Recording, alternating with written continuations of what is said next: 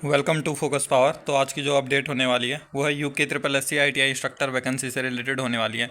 तो जो फ्राइडे को हम आयोग गए थे यूके ट्रिपल एस सी, वहाँ पे क्या क्या हुआ है, तो काफ़ी कमेंट में पूछे जा रहे हैं और इंस्टाग्राम पे भी मैसेज आए थे कि क्या क्या बात हुई है वहाँ पे, डॉक्यूमेंट अपलोड से रिलेटेड, टीओटी से रिलेटेड और जो फर्जी अप्लाई आए हैं उससे रिलेटेड क्या बात हुई है। तो सबसे पहले वहाँ पे जो गए मुद्दे रखे गए थे, डॉक्यूमेंट अपलोड से रिलेटेड और टीओटी से रिलेटेड रखे गए थे।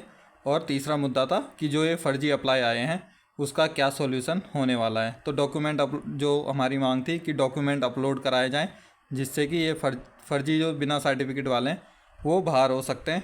और दूसरा था कि फॉर्म को रीओपन करे जाए, जैसे कि एम्प्लॉयबिलिटी स्किल ट्रेड में था, जो आरटीआई के थ्रू आया था जब आप यूके ट्रिपल एस सी का, उसमें 389 अप्लाई बताए गए थे कि 389 अप्लाई इसमें हुए।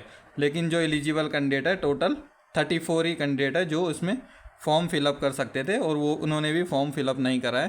तो इस तरीके से बताया गया था, जो उत्तराखंड में 34 कैंडिडेट है जो फॉर्म भर पाएंगे। टोटल 124 ने टीओटी करी है उत्तराखंड से, तो ये 139 किसने अप्लाई कर दिया बिना टीओटी के, ये मांग भी रखी गई थी ताकि जो एलिजिबल कैंडिडेट है टीओटी के वो इसमें अप्लाई कर सके।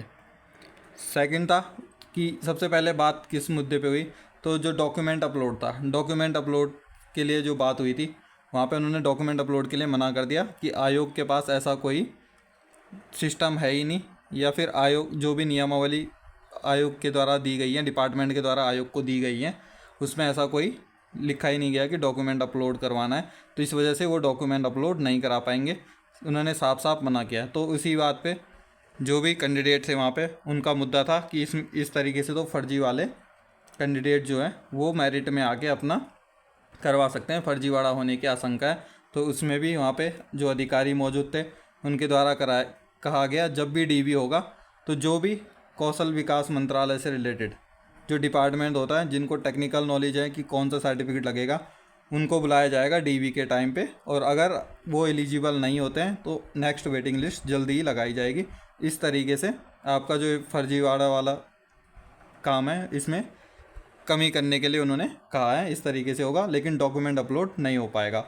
सेकंड जो मुद्दा था एम्प्लॉयबिलिटी स्किल ट्रेड के लिए, कि फॉर्म को रीओपन करने के लिए डॉक्यूमेंट अपलोड वाले जो कैंडिडेट थे उनको आयोग ने अंदर अलाउ नहीं किया मीटिंग के लिए, लेकिन जो एम्प्लॉयबिलिटी स्किल वाले कैंडिडेट थे इनको अलाउ किया गया था, अलग से एप्लीकेशन लिखवाई थी और इनको अलाउ किया। लेकिन अंदर जब मीटिंग हुई तो अंदर जाके उन्होंने, एक तो मीटिंग अच्छे तरीके से नहीं हुई, दूसरा जो मीटिंग हुई उन्होंने कहा कि हम फॉर्म रीओपन नहीं करने वाले हैं, कि कुछ ही कैंडिडेट है तो हम फॉर्म रीओपन नहीं करने वाले हैं, ये कहा गया एम्प्लॉयबिलिटी स्किल ट्रेड के लिए। तो ये इतना ही अपडेट थी जो कि उत्तराखंड आईटीआई इंस्ट्रक्टर वैकेंसी से रिलेटेड था। बाकी अभी फॉर्म रीओपन होने के थोड़ा बहुत चांसेस हो सकते हैं, क्योंकि अभी अपेयरिंग वालों का भी हाई कोर्ट में केस चल रहा है, तो उसके थ्रू भी फॉर्म रीओपन होने के चांसेस हो सकते हैं। और बाकी अलग से एम्प्लॉयबिलिटी स्किल ट्रेड वाले जो टीओटी वाले कैंडिडेट हैं वो अलग से प्लान कर रहे हैं कि हाई कोर्ट में जाएं जो इस मुद्दे को लेके, ताकि फॉर्म को रीओपन कराया जाए। तो ये कुछ अपडेट है उत्तराखंड आईटीआई इंस्ट्रक्टर वैकेंसी से रिलेटेड। तो ये थी अपडेट, आज के लिए इतना ही। इसी तरह की अपडेट के लिए चैनल के साथ जुड़े रहें। धन्यवाद, जय हिंद।